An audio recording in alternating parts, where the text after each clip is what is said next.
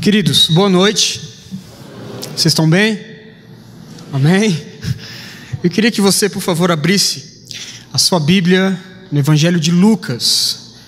Nós estamos no meio de uma mensagem expositiva no Evangelho de Lucas. Então nós chegamos no capítulo 10. Eu queria que você, por favor, abrisse.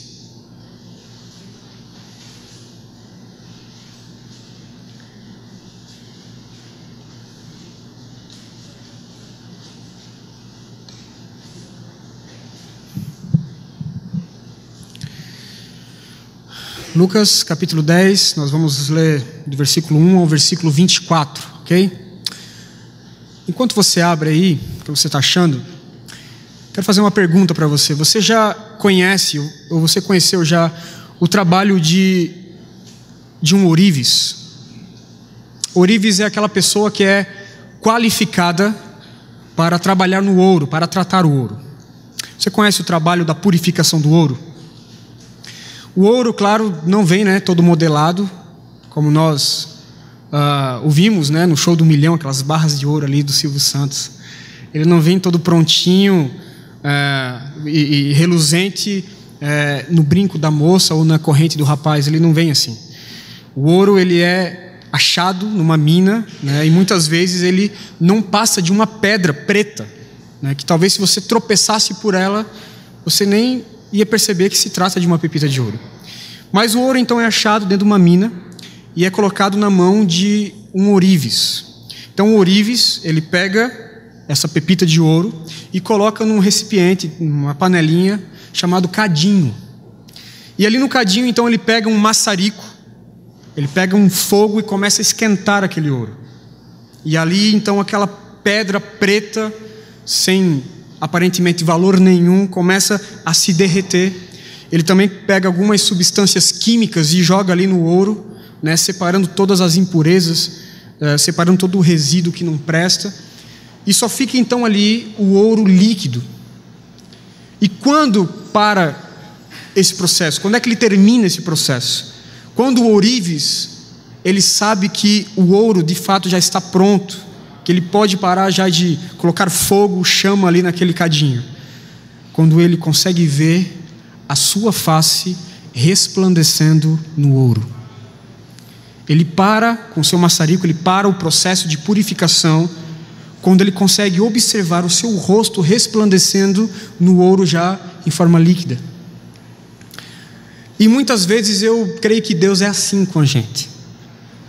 Às vezes eu tenho a impressão que Deus ou é uma espécie de ourives, porque Ele pega a gente, pega um maçarico celestial e taca fogo na gente, ou Ele é espécie de um gaúcho, talvez, que Ele pega muitos de nós, coloca no espeto e bota no fogo também. E esse processo de discipulado de Cristo, que Ele passou com os discípulos, também é um processo que Ele faz a nós, nos dias de hoje. É um processo de discipulado. E esse processo tem um objetivo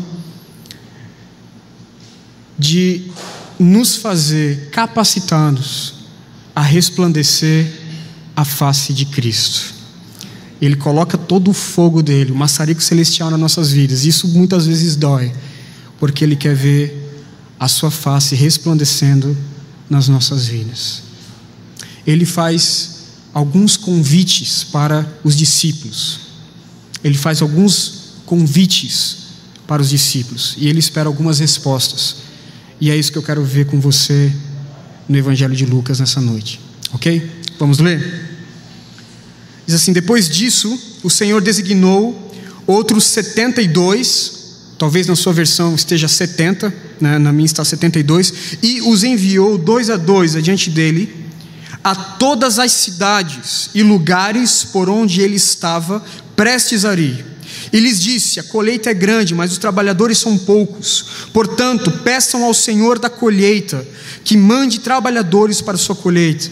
Vão, eu os estou enviando como cordeiros entre lobos. Não levem bolsa, nem saco de viagem, nem sandálias, e não saúdem ninguém pelo caminho.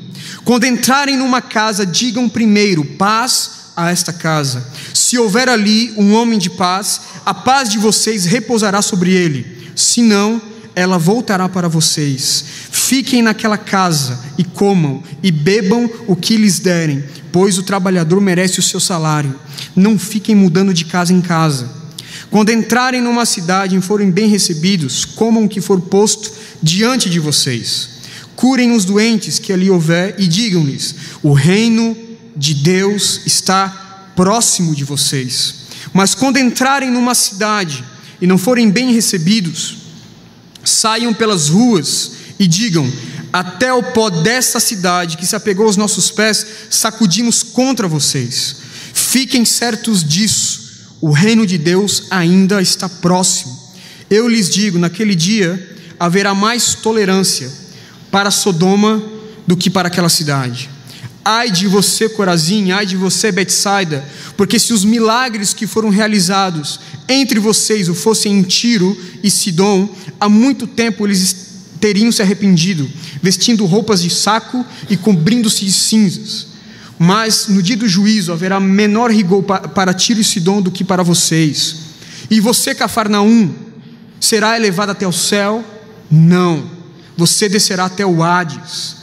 Aquele que lhes dá ouvidos está me dando ouvidos, aquele que os rejeita está me rejeitando, mas aquele que me rejeita está rejeitando aquele que me enviou. Os 72 então voltaram alegres e disseram: Senhor, até os demônios se submetem a nós em teu nome. Ele respondeu: eu vi Satanás caindo do céu como relâmpago. Eu lhes dei autoridade para pisarem sobre cobras e escorpiões e sobre todo o poder do inimigo, nada lhes fará dano. Contudo, alegrem-se não porque os espíritos se submetem a vocês, mas porque seus nomes estão escritos nos céus. Naquela hora Jesus, exultando no Espírito Santo, disse: eu te louvo, Pai, Senhor do céu e da terra, porque escondeste essas coisas dos sábios e cultos e as revelaste aos pequeninos. Sim, Pai, pois assim foi do teu agrado. Todas as coisas me foram entregues por meu Pai. Ninguém sabe quem é o Filho a não ser o Pai, e ninguém sabe quem é o Pai a não ser o Filho e aqueles a quem o Filho o quiser revelar. Então ele se voltou aos seus discípulos e lhes disse em particular: felizes são os olhos que veem o que vocês veem, pois eu lhes digo que muitos profetas e reis desejaram ver o que vocês estão vendo, mas não viram, e ouvir o que vocês estão ouvindo, mas não ouviram. Vamos orar? Senhor, nós queremos glorificar o teu precioso nome. O Senhor é santo, o Senhor é bendito, o Senhor é o único que pode trazer transformação de vidas aqui, Senhor. E agora eu apelo, Pai, para a tua ajuda, eu apelo para a tua intervenção, Senhor. Me ajuda a expor o teu evangelho, me ajuda a pregar a tua palavra, Senhor, e que vidas possam ser transformadas aqui nessa noite, ó Deus.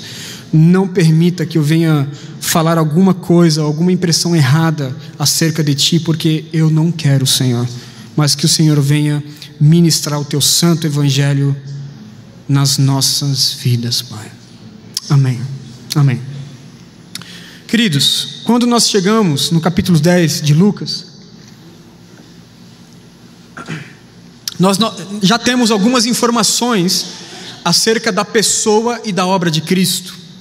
Quando chegamos no capítulo 10, praticamente estamos na metade do processo do discipulado entre Cristo e os seus discípulos. E o Evangelho de Lucas nos fala muita coisa acerca da pessoa de Cristo. Por exemplo, ele começa falando no capítulo 4 que Cristo é aquele que vence todo tipo de pecado. A narrativa da tentação é no capítulo 4. Cristo é aquele que vence todo tipo de pecado, doença e demônios. No capítulo 5, Cristo é aquele que chama para si discípulos. E no mesmo capítulo, Cristo também é aquele que reivindica para si a adoração todos os dias, inclusive do sábado. Chegamos no capítulo 7, Cristo é aquele que tem poder sobre a vida e sobre a morte. Cristo ali encontra um filho de uma viúva da cidade de Naim, e o Senhor da vida concede vida àquele menino morto, e o menino então volta à vida. No capítulo 7 ainda, Cristo é retratado como aquele que é acessível a todos os homens, em todas as mulheres têm acesso ao Deus encarnado. Nós podemos ver isso quando uma mulher pecadora deposita aos pés de Jesus o seu rico perfume. Chegamos então no capítulo 8, onde nós temos o relato do Deus sobre toda a criação. Está ali os discípulos naquele barquinho no meio da tempestade. Jesus então acalma a tempestade e faz com que os discípulos se perguntem: quem é este que até as águas e os ventos lhes obedecem? Chegamos no capítulo 9, temos Cristo identificado como o Filho de Deus e o ungido, quando esse se transfigurou diante dos olhos de Pedro, Tiago e João.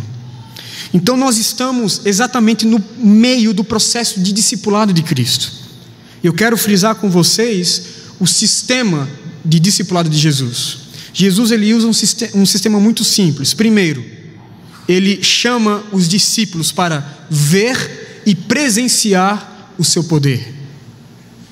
Segundo, ele chama os discípulos para participar e cooperar com ele no poder de Deus. Você pode ver isso, por exemplo, no milagre dos 5 pães e 2 peixinhos, quando ele chama os discípulos para cooperar com ele naquele grande milagre.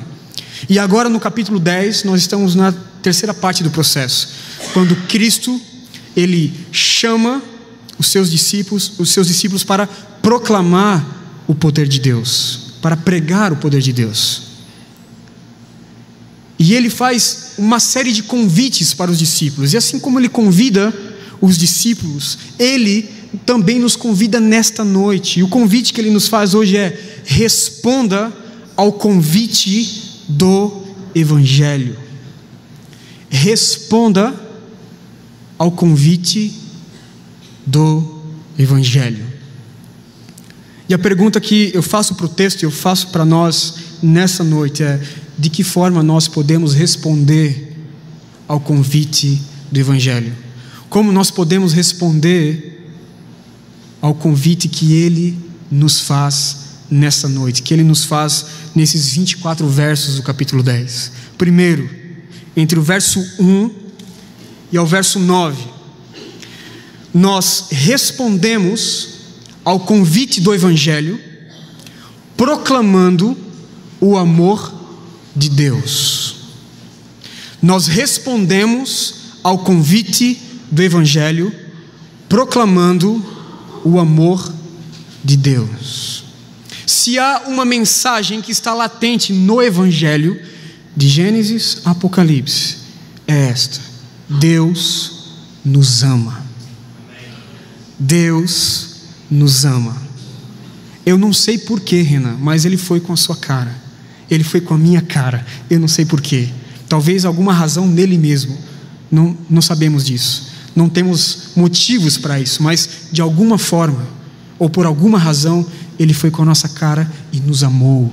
Ele ama as pessoas. E interessante que o seu amor não está restrito a um grupo de 12 apóstolos. O seu amor incondicional, imensurável, não está restrito a um grupo de 70 discípulos.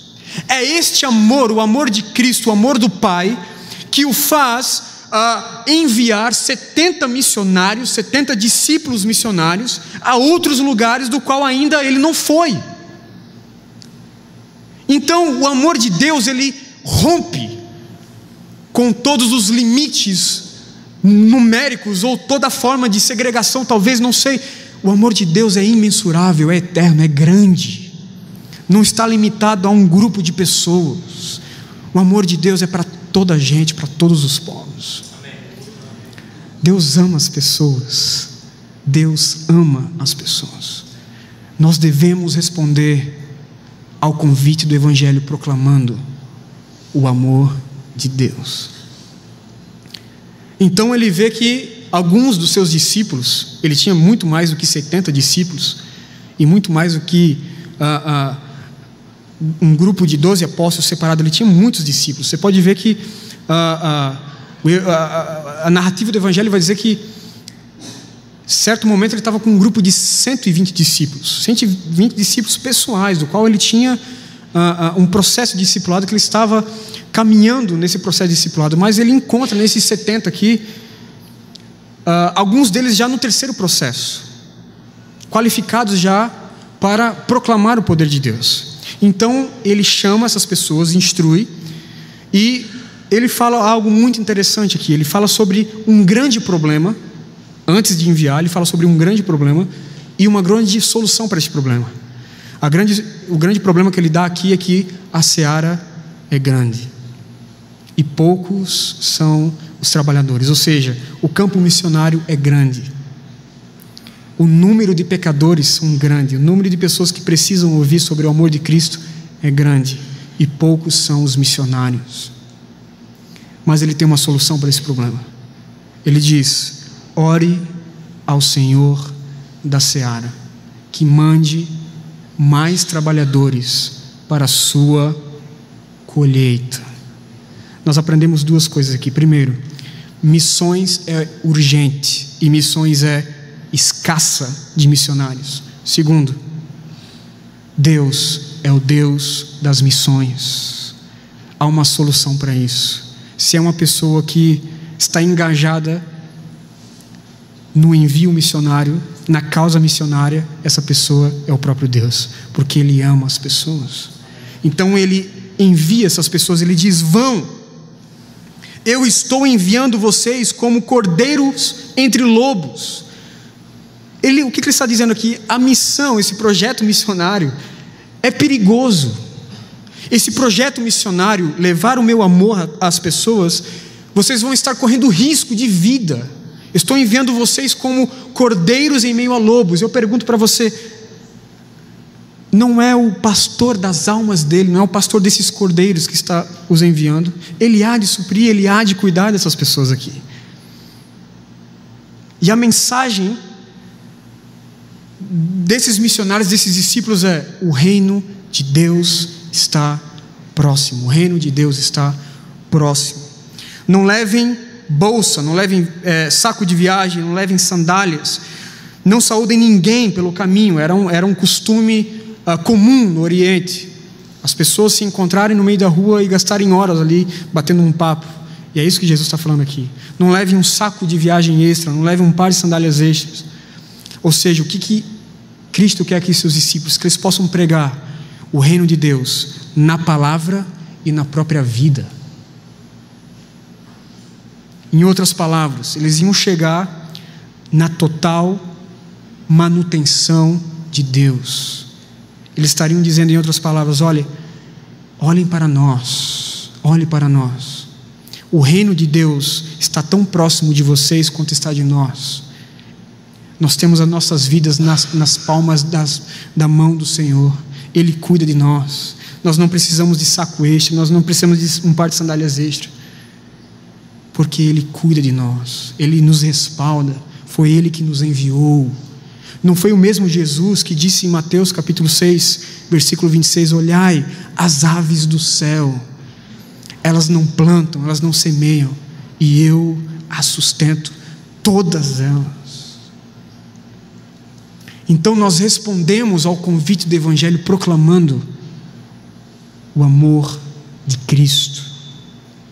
Proclamando o amor de Cristo. A nossa igreja está no processo de enviar alguns missionários para Guiné-Bissau, evangelizar muçulmanos. Eu pergunto a você, qual é o seu trabalho, o que você tem feito para nos ajudar a enviar essas pessoas? Como você tem se engajado? Você tem suado a sua camisa para responder a esse convite de proclamar o amor de Cristo num país onde tem uma predominância pagã, onde tem uma predominância islâmica? O que você tem feito por isso? Eu posso te dar uma dica nessa noite: responda ao convite do Evangelho proclamando o amor de Deus. Segundo, entre o verso 10 ao verso 16, nós respondemos ao convite do Evangelho proclamando o juízo de Cristo. Nós respondemos ao convite do Evangelho proclamando o juízo de Cristo. No meio da instrução, antes de enviar esses missionários, Jesus fala sobre aqueles que vão receber a mensagem do reino de Deus. E fala também sobre aqueles que não vão receber a mensagem do reino de Deus. Que coisa incrível! Como pode ter pessoas que podem rejeitar o amor de Deus? Você pergunta, há pessoas que podem rejeitar o amor de Deus? Sim. Infelizmente, há pessoas que podem rejeitar o amor de Deus.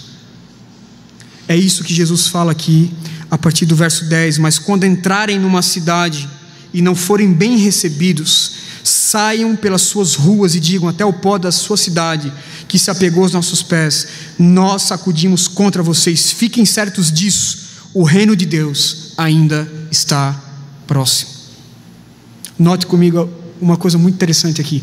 A mensagem ainda é a mesma, o evangelho ainda é o mesmo, a palavra ainda é a mesma. O reino de Deus está próximo. Está próximo daqueles que aceitam, que recebem a mensagem, mas também está próximo daqueles que rejeitam a mensagem. O reino de Deus ainda está próximo de vocês. Até o pó da cidade de vocês que se apegou aos nossos pés, aos nossos sapatos, nós sacudimos contra vocês. Fiquem certos disso, o reino de Deus ainda está próximo.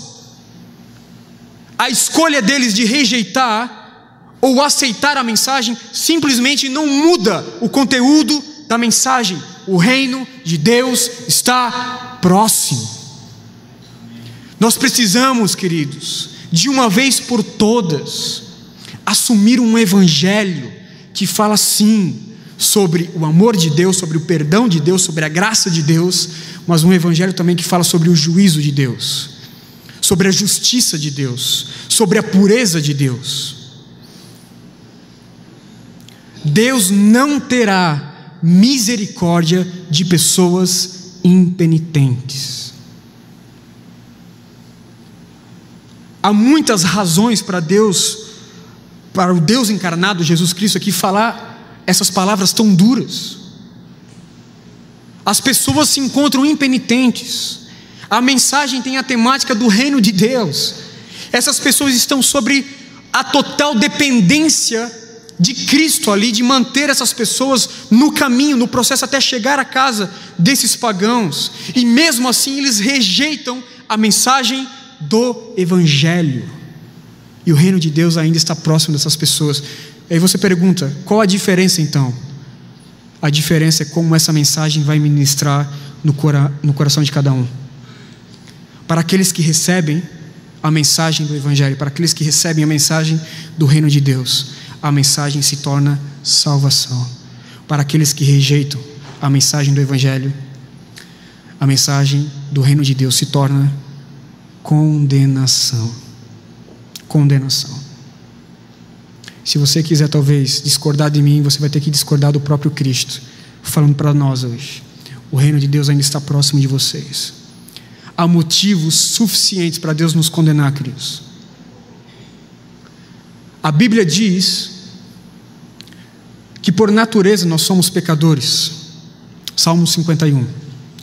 A Bíblia diz que nós estamos separados de Deus. Isaías 59, versículo 2.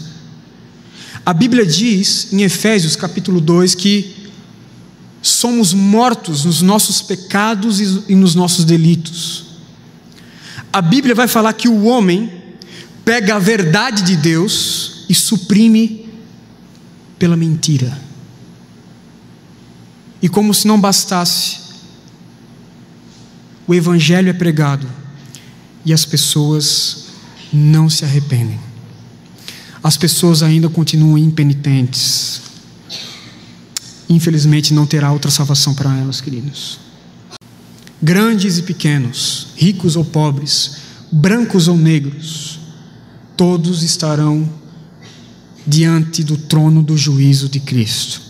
Eu gosto muito de um cantor chamado Keith Green, da década de 70.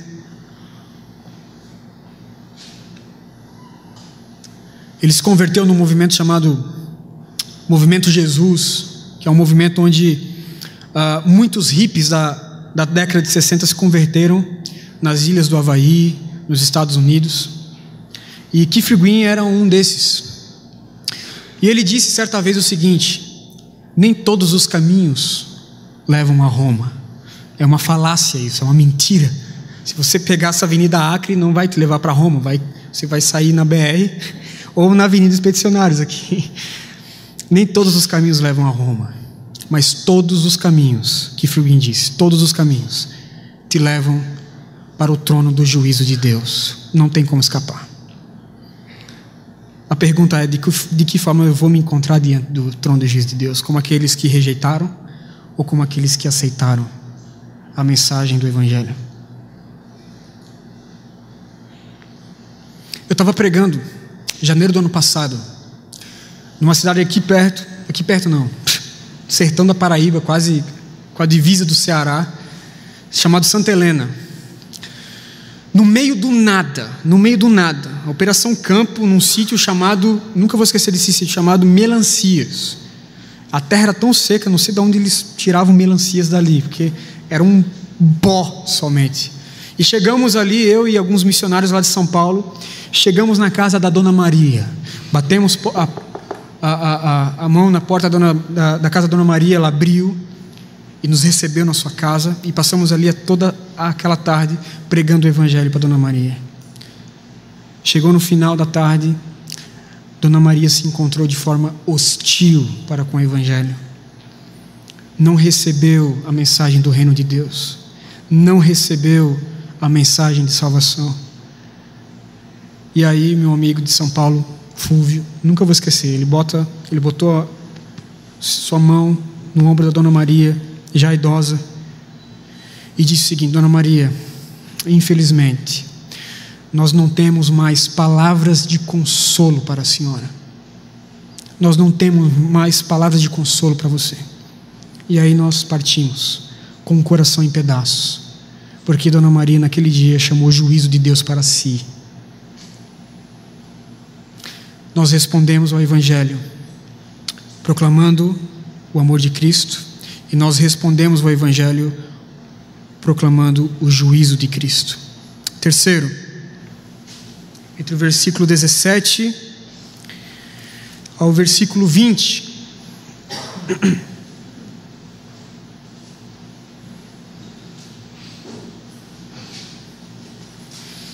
nós respondemos ao convite do Evangelho conhecendo a verdadeira alegria. Nós respondemos ao convite do Evangelho conhecendo a verdadeira alegria. Os discípulos voltam do seu projeto missionário. Nós não sabemos o tempo que eles passaram, nós não sabemos se eles voltaram juntos ou não. Nós sabemos que quando eles voltaram cheios de alegria, ou no original grego, possuídos de muita alegria. E note comigo algo interessante aqui: nenhum deles volta falando sobre alguma conversão. Nenhum deles traz algum relatório falando sobre alguém que se arrependeu na mensagem do reino de Deus. Eles voltam dizendo que os demônios se submeteram a eles através do nome de Jesus. Eles estavam possuídos de alegria, porque ao se depararem com algum endemoniado, com algum possesso, através do nome de Jesus, esses possessos foram libertos. Então eles voltaram cheios de alegria por conta disso. E Jesus fala: meu amigo, eu vi Satanás caindo do céu. Enquanto vocês estavam evangelizando, enquanto vocês estavam pregando, eu vi o trono de Satanás sendo destruído. Eu lhes dei autoridade sobre serpentes, sobre escorpiões, e nada lhe fará dano algum. Contudo, não depositem a alegria de vocês nisso. Ou seja, eles estavam depositando a sua alegria no lugar errado. A nossa alegria não está na expulsão de demônios. A nossa alegria não está nos sinais da obra de Cristo, mas está no próprio Cristo. A nossa alegria não está em ver um possesso sendo liberto, mas está vendo um pecador sendo salvo. A nossa alegria está em saber que eu, sendo um pobre pecador, fui achado com graça diante de Deus, através da morte de Cristo. A nossa alegria tem uma morada, queridos, e a morada da nossa alegria é na pessoa e na obra de Jesus e na sua salvação. É na salvação que Ele nos concede. E os discípulos aqui estavam se alegrando pelo motivo errado. Nenhum deles volta falando sobre alguma conversão, sobre alguém que tenha se arrependido. Eles só viram expulsão de demônios. Ou seja, eles estavam se alegrando por coisas supérfluas, por coisas não tão importantes. E quando falo não tão importantes, é porque a libertação de pessoas oprimidas pelo demônio é importante, mas não é tão importante quanto a obra da salvação. Enquanto a obra da libertação vai tratar sobre a vida social do indivíduo, a obra da salvação vai tratar sobre a vida espiritual e o destino eterno do pecador. Então, nós devemos nos alegrar realmente com aquilo que devemos nos alegrar, que é a salvação em Cristo Jesus. Se você pegar o Evangelho de Gênesis e Apocalipse, você vai ver que sempre estará ligado a alegria do homem com a salvação de Deus, a alegria do homem com a salvação de Deus, a alegria do homem com a salvação de Deus. Isaías, profetizando sobre o triunfo da igreja, no capítulo 12, no versículo 3, ele diz: vocês, olhando para o futuro, vocês um dia, com muita alegria, vão tirar água das fontes da salvação. Davi, quando pecou, adulterou e caiu em profundo arrependimento, ele escreveu o Salmo 51. Ele chega no versículo 11 e no versículo 12 ele diz: Senhor, não tire de mim a tua presença, não tire de mim o teu Santo Espírito, mas devolve-me a alegria da tua salvação. A nossa alegria está na salvação de Cristo. Respondemos ao Evangelho conhecendo a verdadeira alegria, a alegria da salvação. E por último, nós respondemos ao convite do Evangelho descansando na soberania de Deus. Do versículo 20 ao versículo 24, nós respondemos ao convite do Evangelho descansando nos braços da soberania de Deus. Depois dessa volta desses missionários, depois dessa instrução sobre aonde nós devemos depositar a nossa alegria, Jesus ora ao Pai. E olha só, que interessante, ele ora sobre a soberania de Deus na salvação. O homem não produz salvação. Salvação é produto dos céus. Salvação não é produto original da terra, é um produto original dos céus. Ele nasce em Deus, ele não nasce no homem. E ao invés de uma discussão teológica sobre predestinação, sobre se Deus ele escolhe segundo a sua presciência coisas secundárias, a soberania de Deus na salvação é motivo de louvor para Cristo, é motivo de adoração para Cristo. Ele não está debatendo aqui como Deus faz isso. Na verdade, nós nem devemos conhecer como Ele faz o processo da salvação, ou como Ele elegeu os seus eleitos. Nós não precisamos saber disso.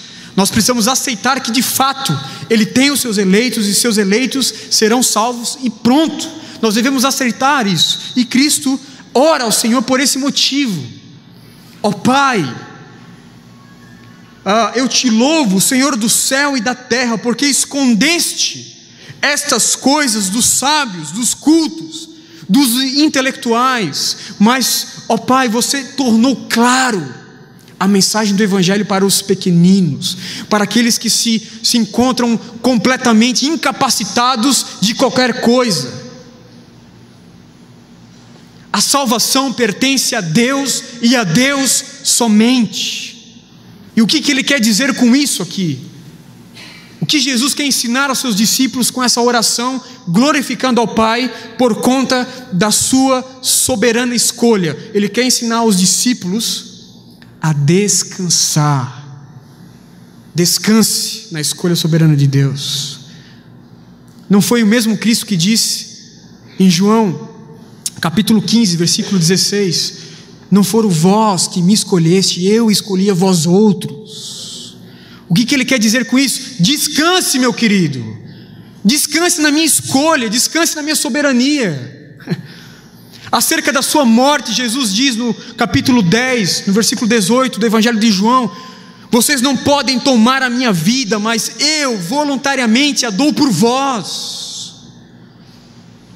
Tudo começa em graça e termina em graça, até mesmo a salvação daqueles que ouviram a mensagem desses 70 discípulos aqui. Porque Deus simplesmente, Ele obscurece, Ele torna confuso para os intelectuais, Ele torna confuso para aqueles que se acham cultos, mas torna claro para os pequeninos, para os seus eleitos.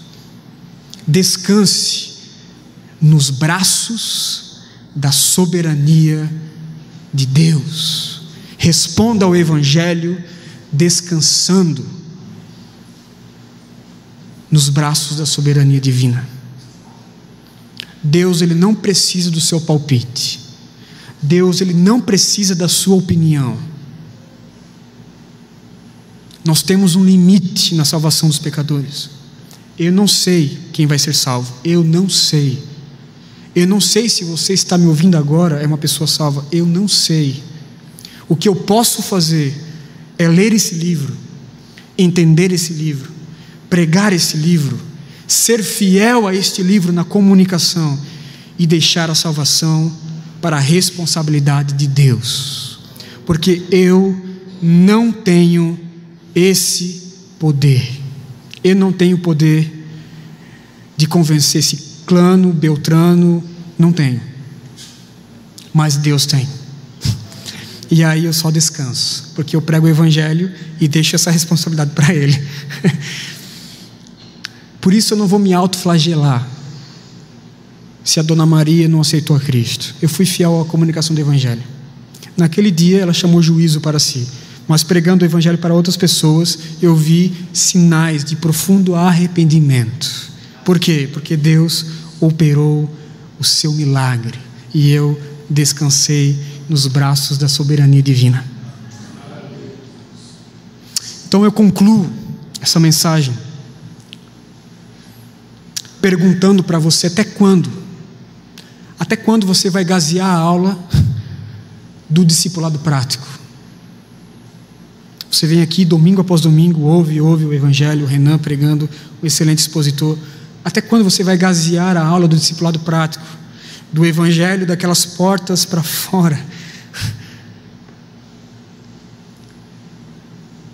Responda ao convite do Evangelho, proclamando o amor de Cristo na sua família, na sua universidade, no seu trabalho. Faça o amor de Cristo conhecido entre as pessoas ao seu redor. Proclame o juízo de Cristo. Conheça profundamente o Evangelho. Conheça os atributos de Deus. Não conheça parte dos atributos de Deus.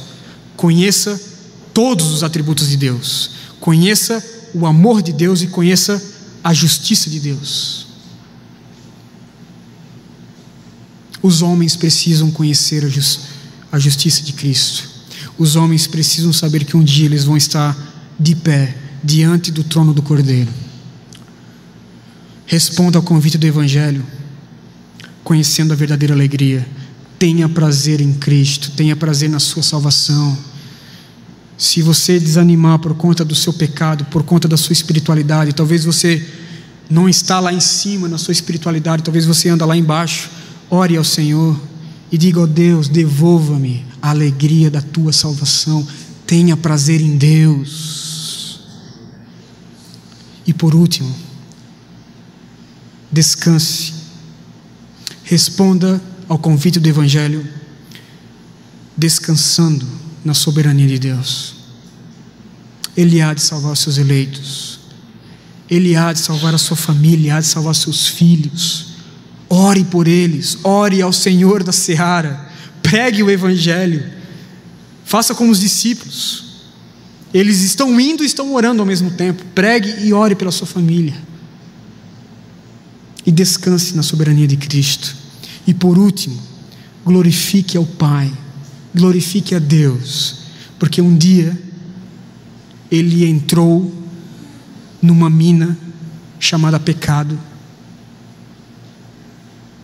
nos escolheu, uma pedra bruta, suja, sem valor, colocou na mão do ourives, colocou na mão de Cristo, e através da morte e da ressurreição de Jesus, Ele está no processo de discipulado, Ele está nos salvando, Ele está nos discipulando dia após dia. Glorifique ao Pai por conta disso.